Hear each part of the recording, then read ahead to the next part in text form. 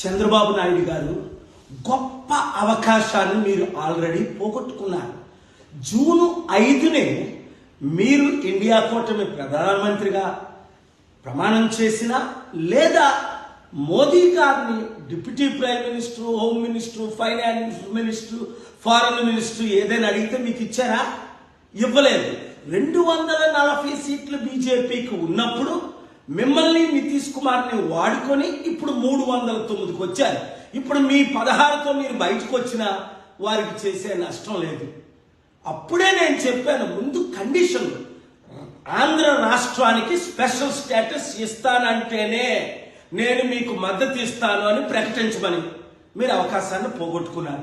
Steel ప్లాంట్ని అమ్మను అని అనౌన్స్ చేస్తేనే మీరు మద్దతు ఇస్తానని చెప్పమన్నాను. మోదీ గారు ఇచ్చిన 10 వాగ్దానాల్లో ఒక్కటి కూడా నెరవేర్చలేదు. మీరు ఢిల్లీ లీడర్స్ని అసలు మిమ్మల్ని జైల్లో పెట్టించింది వారని మీకు తెలుసు. మీకు దేవుడిచ్చిన అవకాశాన్ని మీరు కోల్పోయారు. ఇప్పుడు రేపు చివరి అవకాశం, ఎందుకంటే మీ ప్రమాణ స్వీకారానికి వారిని మీరు పిలిచారు కనుక స్టేజ్ మీద మీరు నిలబడి, ఇప్పుడే నేను మంచి మెసేజ్ పెట్టాను మోదీ గారి పర్సనల్ సెల్ నెంబర్కి, మీరు కూడా స్టీల్ ప్లాంట్ అమ్మము, స్పెషల్ స్టేటస్ ఇస్తాము, ఈ రెండే చాలు మనకి. గతమేయన్ని పక్కన పెట్టండి.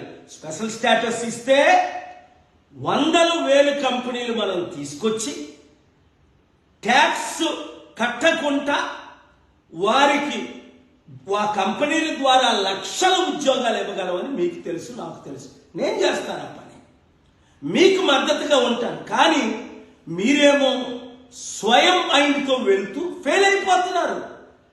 చివరికి ఎంత అప్పు ఉందో మీకు తెలియదు అంటున్నారు. 10 లక్షల కోట్లకు అత్యధికంగా మీరు చేసింది, జగన్మోహన్ రెడ్డి చేసింది అప్పు ఉంది. ఎలా కడతారని, ఎలా ఉద్యోగాలు ఇస్తారు, ఎలా కంపెనీలు తీసుకొస్తారు?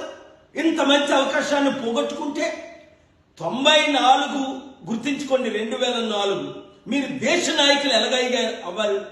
నేను ఇచ్చిన సలహాలన్నీ అప్పుడు మీరు ఫాలో అయ్యారు. ఇప్పుడు నా సలహా తీసుకోవడానికి ఇష్టం లేదు సరికదా? మీ బాలకృష్ణ అల్లుడిని గెలిపించడానికి నన్ను కూడా 6 లక్షల ఓట్లు నావి ఈవీఎం ట్యాంపరింగ్ చేసి ఇంత శత్రువుగా నన్ను ఎందుకు చూస్తున్నారు?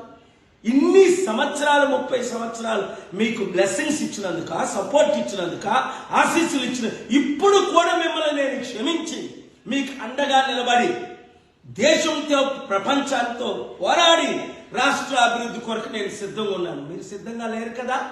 ఆలోచించండి, దైవ నిర్ణయాలు తీసుకోండి. దేశం కొరకు, ముఖ్యంగా మన రాష్ట్ర అభివృద్ధి కొరకు, 6 కోట్ల ప్రజల్ని రక్షించడం కొరకు ఒక్క మంచి పని మీరు చేయండి. దేవుడు మిమ్మల్ని దీవిస్తాడు.